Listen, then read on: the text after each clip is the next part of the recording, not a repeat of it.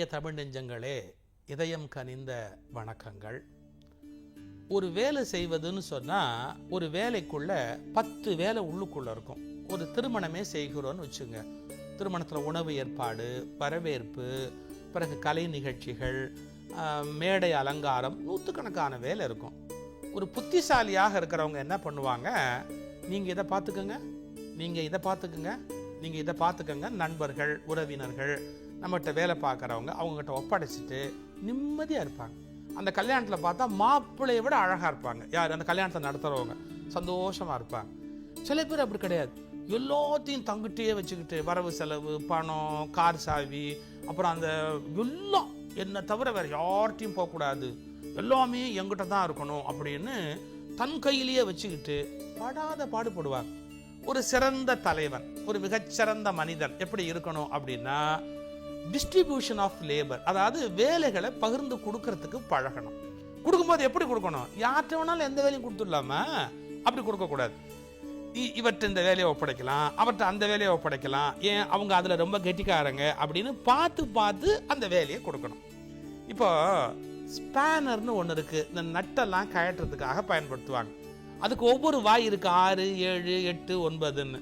எந்த நட்டை கழட்டுறமோ அதுக்குரிய வாயை வச்சு தான் அதை கழட்டணும். அப்படி கழட்டினா தான் சுலபமாக கழட்ட முடியும்.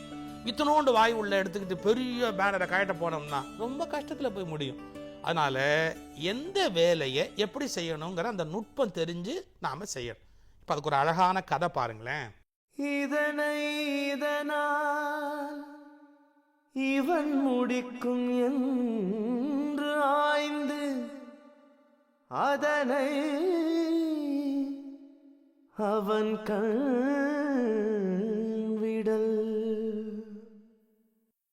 இங்க மரங்கள்லாம் வித்தியாசமா இருக்கு. குரங்காரே, எதுக்காக என்ன இங்க கூட்டு வந்தீங்க? உங்களதான் குரங்காரே, சொல்லுங்க. இந்த இடம் உங்களுக்கு பிடிக்கணும்தான் கூட்டிட்டு வந்த மகாராஜா.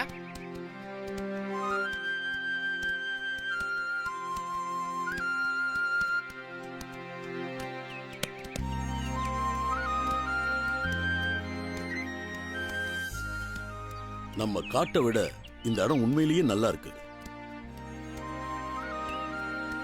அது என்ன, அந்த மரத்துல மட்டும் காய்கள்லாம் சிவப்பு நிறத்துல இருக்கு? ஆமா மகாராஜா, இதுக்கு பேரு செவ்வலனின்னு சொல்லுவாங்க. இதுல மருத்துவ குணம் நிறைய இருக்கு. அப்படியா? ரிஷிக்கு அடிக்கடி உடம்பு சரியில்லாம போகுதுல்ல, இது அவனுக்கு கொடுக்கலாமே. ஆமா மகாராஜா, கொடுத்தா நல்லதா இருக்கும். அப்படின்னா உங்களால அதை கொஞ்சம் பறிச்சு தர முடியுமா? என்ன மகாராஜா இப்படி கேட்டுட்டீங்க? இதோ உடனே பறிச்சு தரேன். இதெல்லாம் எனக்கு ஒரு பெரிய விஷயமே இல்லை. இப்ப பாருங்க.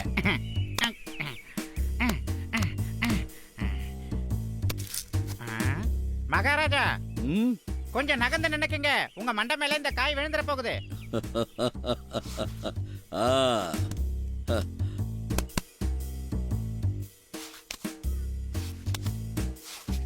ரொம்ப நன்றி குரங்காரே. வாங்க நாம வீட்டுக்கு போலாம்.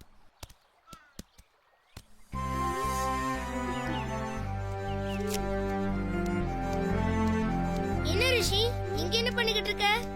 இந்த பூக்கள் எல்லாம் அழகா இருக்குல்ல, அதான் பார்த்துட்டு இருக்கேன். ஆமா, இந்த பூக்கள் எல்லாம் அழகா இருக்கு. ஹே,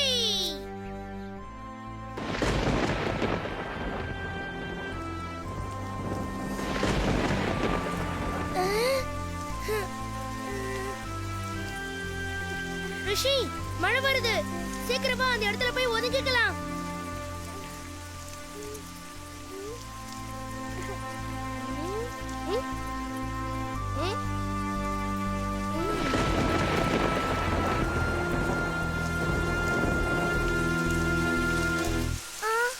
மழை அதிகமா பெய்யுது.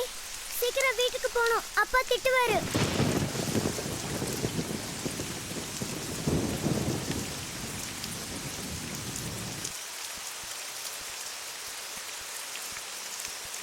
எங்க ரிஷி குட்டிய காணோம்? மழை வேற அதிகமா பெய்யுது. நான் வேணும்னா போய் பார்த்துட்டு வரட்டுமா மகாராஜா?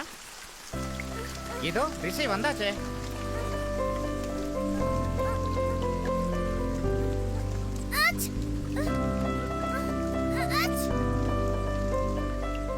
ரிஷி, சொன்னா கேட்க மாட்ட. மழையில நனைஞ்சா காய்ச்சல் வரும்னு எத்தனை தடவை சொல்றது?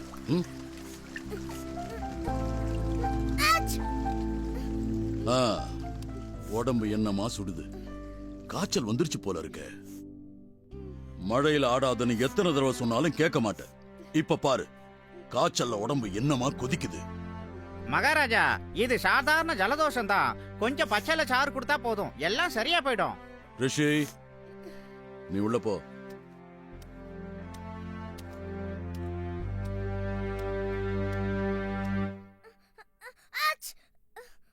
நீ சொல்றதுதான் சரி. நண்பா, காட்டுக்கு போய் கொஞ்சம் பச்சளை எடுத்துட்டு வா.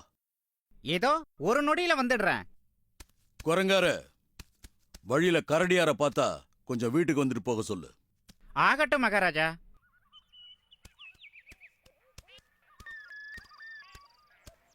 ஆ, அதோ கரடியார் வராரே.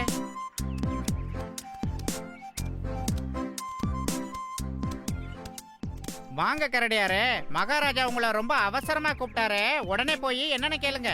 நீங்க போங்க, நான் கொஞ்சம் பச்சளை பறிச்சுட்டு வந்துடுறேன். ஓ, எதுக்காக பச்சலை? ரிஷிக்கு காய்ச்சல், அதனாலதான் பச்சளை பறிக்க போறேன். அப்படியா? சரி போங்க.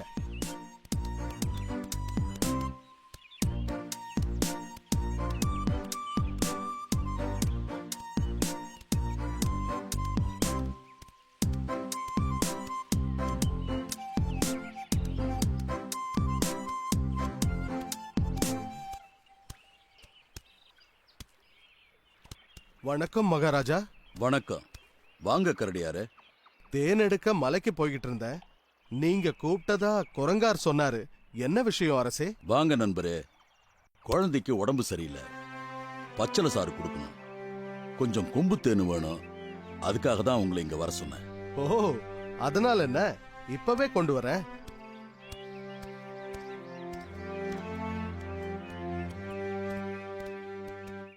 ஆ, ஆ, ம்.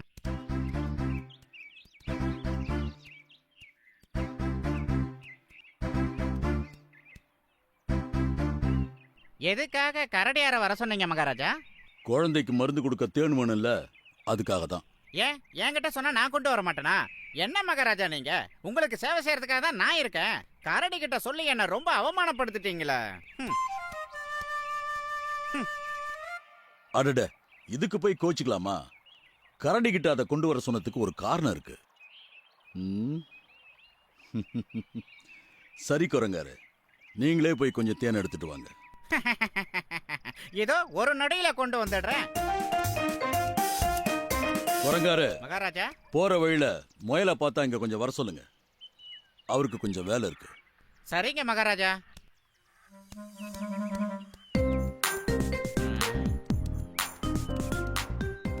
மயிலாரே, மகாராஜா உங்களை ரொம்ப அவசரமா கூப்பிட்டாரு. உடனே என்னன்னு போய் கேளுங்க. அப்படியா? இதோ இப்பவே போறேன். வணக்கம் மகாராஜா. மகாராஜா, நீங்க அவசரமா வர சொன்னீங்கன்னு குரங்காரு சொன்னாரு.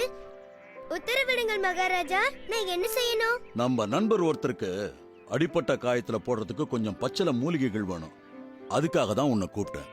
இங்க தான் யாருக்குமே அடிபடலையே மகாராஜா. எதுக்காக பச்சையில? இன்னும் அடிப்படல, இனிமே அடிபட்டு வருவாரு, அவருக்கு தான். இதோ இப்பவே கொண்டு வரேன் மகாராஜா.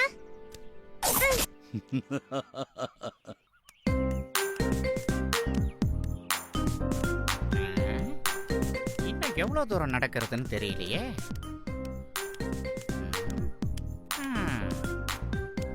தேடி பாப்போம்.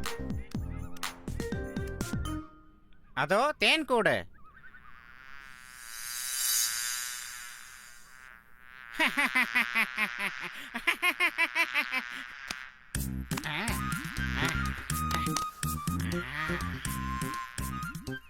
ஆஹா, தேனோட வாசனையே வாசனை.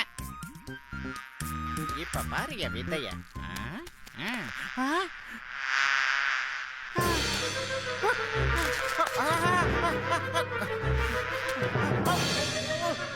கொட்டிருச்சே கொட்டிருச்சே.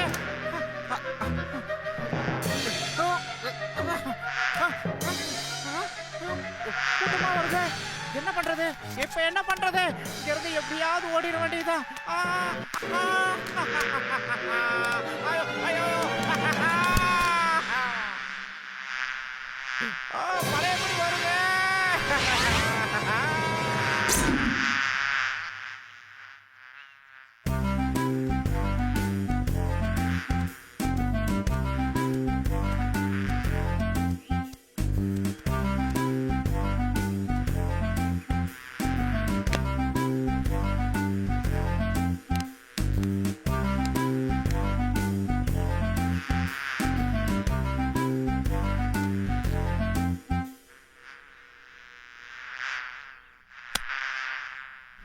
ம்.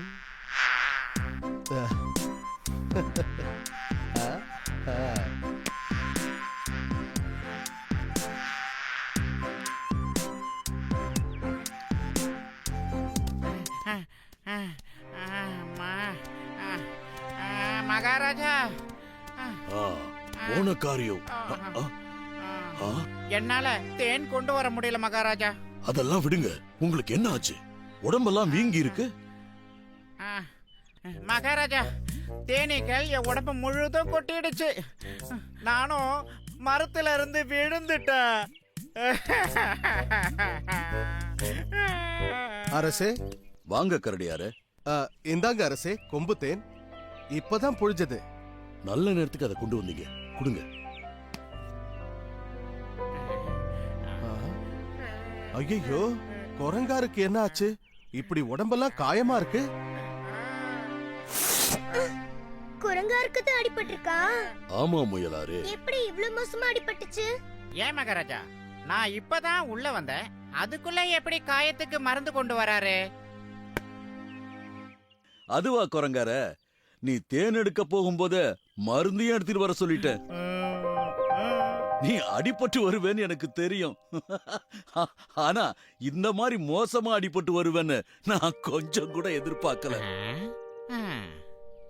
எந்த வேலைய யாருகிட்ட சொன்னா வெற்றிகரமா முடிப்பாங்களோ அவங்க கிட்ட தான் சொல்லணும். இல்லன்னா இப்படிதான். புரியுதா? புரியுது புரியுது, நல்லாவே புரியுது மகாராஜா.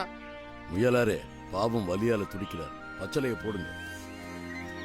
இந்தாங்க குரங்காரே, பச்சையை நீ போட்டுக்கோங்க. தெரிந்து வினையாடல் என்று திருவள்ளுவர் சொல்லுகிறார். திருக்குறளுடைய சிறப்பே அப்படின்னு கேட்டிங்கன்னா, மேனேஜ்மெண்ட் சயின்ஸ் அப்படின்னு சொல்லுகிற நிர்வாக ஆற்றலை கற்றுக் கொடுக்கிற ஒரு அழகான அறிவு இலக்கியம் திருக்குறள். ஒரு மிகப்பெரிய ஒரு நிர்வாகத்தில் தலைமை பொறுப்பில் இருக்கிற கம்பெனியோட சிஇஓ அப்படிலாம் நம்ம இன்னைக்கு சொல்கிறோம். இல்லை ஒரு மிகப்பெரிய கம்பெனியோட எம்டி, மேனேஜிங் டைரக்டர் அப்படின்னு சொல்கிறோம். நிர்வாக தலைவர் அவர் எப்படி இருக்கணும் அப்படின்னு கேட்டால், எந்த வேலையை யார்கிட்ட ஒப்படைச்சா சரியா இருக்கும் அப்படின்னு ஒப்படைக்கணும். அது ரொம்ப முக்கியம். தெரியுமா? ஒப்படைச்சதுக்கு அப்புறம் அதில் தலையிடவும் கூடாது. ஒரு ரயிலில் இறங்கி வர்றோம், நம்முடைய சுமைகளை எல்லாம் ஒரு போர்ட்டர் அப்படின்னு ஒருத்தர் சுமந்துக்கிட்டு வரான்னு வச்சுங்க. அவருக்கு தெரியாதா?